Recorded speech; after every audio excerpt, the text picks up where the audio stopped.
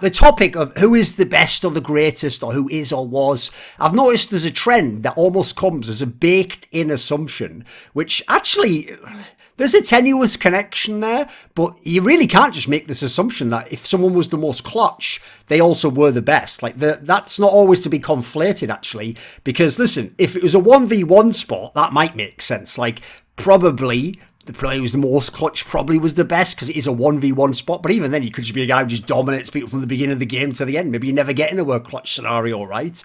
Similarly, if it's a team sport, in theory, there's got to be some clutch element. You still have to, like, play as well. You have to win championships and stuff, right? But in a team sport, maybe other division labour's different. Maybe this guy's clutch. Maybe these people are clutch. Maybe it's not particularly your role as much. Maybe it's not as important overall. So I want to examine and unpack this idea so that when people come to these discussions of who the GOAT is, who the best is, they don't just automatically assume that's like the key factor. Because let's be real, when you talk about who the best or the greatest is or was, you didn't say the best at winning tournaments, the best at winning in clutch scenarios. If you want to say that, say that. So the reason why you know that people aren't always baking it in, that they're just selectively choosing when to make this the factor, is because think of some of these names in their different competitive disciplines. So in the NBA, is it Michael Jordan who's the greatest, or Bill Russell, or LeBron, or Kobe? You never hear Bill Russell's name contrasted against Michael Jordan for the GOAT, right? Well, Bill Russell won many more championships than Michael Jordan did. So it can't just be about winning, right? It can't just be about being the clutch one and comes through on the big day. It can't all just be about that, right?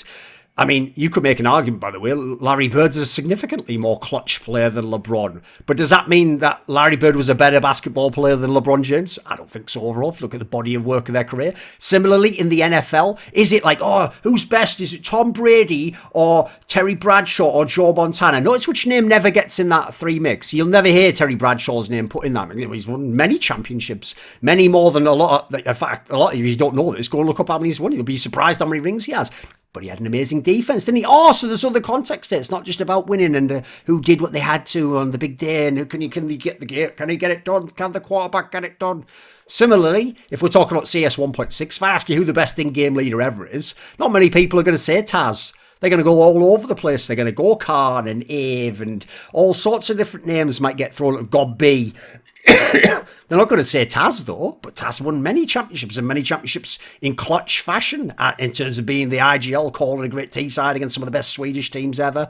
So let's be real. The reason why, unfortunately, clutch and best are conflated is because of a man called Michael Jordan. Because let's be real, Michael Jordan was the best player and one of the biggest winners and arguably the most clutch player ever. I'd say it's between him and Larry Bird, personally. I think Kobe probably has to be in the mix as well, but these are all fantastically amazing players. Similarly, in the NFL, before Tom Brady, it was Joe Montana, of course. Never lost when he was in a Super Bowl, did he? Has a whole bunch of titles, 4 of those motherfuckers. So, yeah, it makes he's the most clutch, and he was the best, right, at the time. I mean, even debatable then. Like, individually, he could have said Dan Marino was a better quarterback.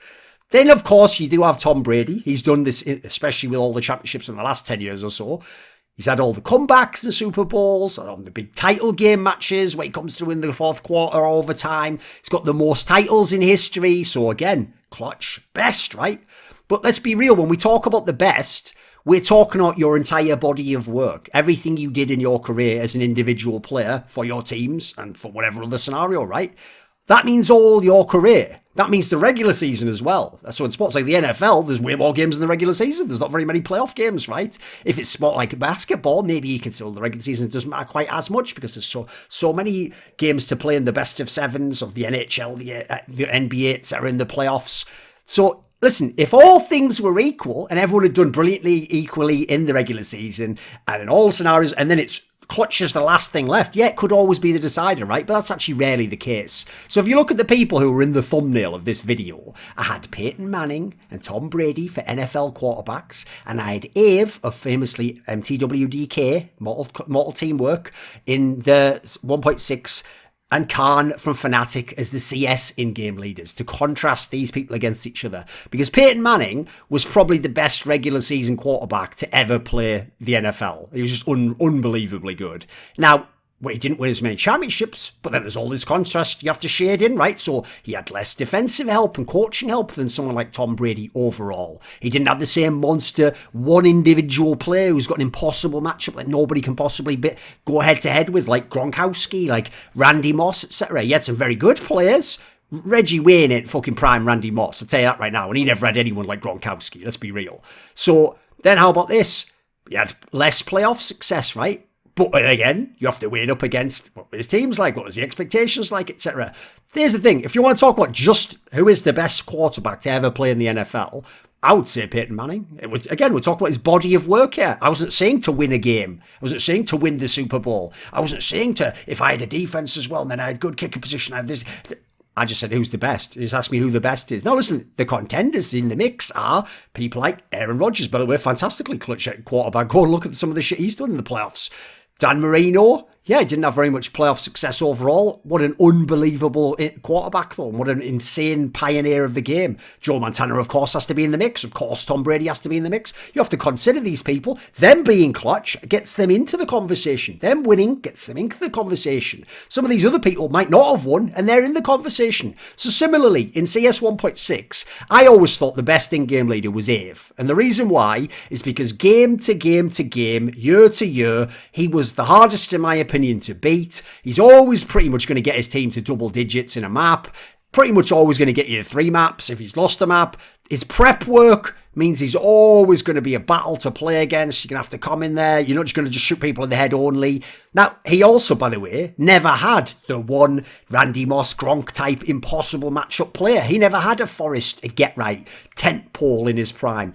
Gox when he was a monster like cArn did. cArn had some incredible talent to work with. Now, listen, yes, you could say compared to like tent pole, maybe Gox there, Trace was a monster. If you want to go and talk about that period in time, there was one incredible player, but that's it. That's the one player. Wimp, it was later in his career, he wasn't a superstar player. Sunder was a very good player, but he was sort of like what Device was in Astralis, but not the best player in the world. Sunder was the player who was on the best team, 2008 MTW, but for my money, like if you want to go back to that point in time, Forrest is better, Neo is better at the time, maybe even Kogu or someone if they're still around at that point in time. So another problem Ave has is he doesn't have more than 1 year as the dominant team. He has 2008. Often, years before, years after, he's always the runner-up. He's always the semi-finalist. So, can't be that clutch, right? cArn, meanwhile, what a fantastically clutch in-game leader. First of all, individually, won many clutch rounds himself. Secondly, coming through in massive tournaments, won many more years of Counter-Strike overall than someone like Ave. He had more wins that were clutch because they were in the big moment, the impressive moment. Obviously, when he did it without Forrest and Get-Right was unbelievable. When he won the IEM5 European Championship, that just on paper didn't even seem possible. How about when he did have Forrest Gox and Get-Right, and then they won the IEM3 Global Challenge, which was a major at the time. Or, again, when he had none of these players, and when he was in his latter period of his career, when he came through and stole that DreamHack Winter 2011. How about when he had... he had everyone except Gox. He had Forrest and he had Get-Right when he won Arbel at Europe 2010, when Na'Vi was the best team in the world at the time, and suddenly back came Fnatic and won a big tournament and put some question marks in the mix there. Obviously, just being clutch doesn't make you the best at all. Like, if I say Zipnix, Hiko, Senya, Lord, Zonic, which of these players was the best in the world at any point in their career? None of them. Most of them wouldn't even be necessarily the best player on their team, necessarily. Maybe Zonic at one point in time, Hiko at one point in time. Some of them are considered actually the worst players on their team. But they were all clutch players, and their clutch play contributed to winning, making deep placements. Obviously, Hiko didn't really win that much, but the rest of them winning championships, etc. Being clutch can actually be considered an overrated quality because it's so compelling and dramatic, and it can be so memorable that actually it can overrate other aspects of your game. I mean, as I alluded to with Taz, the polls, that golden five, especially if you add in when they had passion, they won the most majors in the history of CS 1.6. So arguably were the most clutch. They were the underdogs a lot of the time. Are they the best team in history? Most people don't even have them in the conversation. It goes like, Fnatic 2009, Na'Vi 2010, fucking MTW 2008, SK 2003, NIP 2001. You can go with all these names before you get to the polls, and yet they won more majors than pretty much all of these teams. Then what about the division of labour in your squad? Like, what if I already have a Zonic on my team? Do I have to be clutch to still be the best player? What if I have Neo? Do I need to be...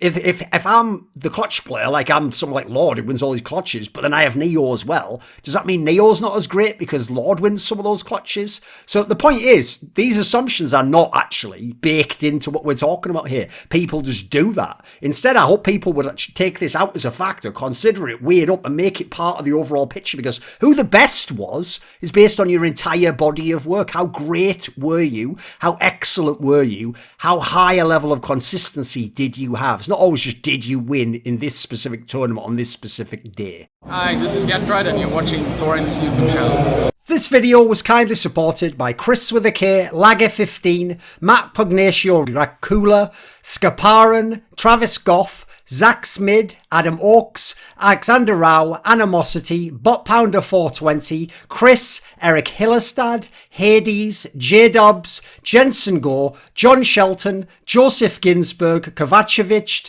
Tobias Bernasconi, Zoomba, Zyrathenia, and special thanks go out to both Jerky's Minion and DZL. Do you want to suggest a topic or a guest for some of my content? Want to ask me a question in one of those video AMAs?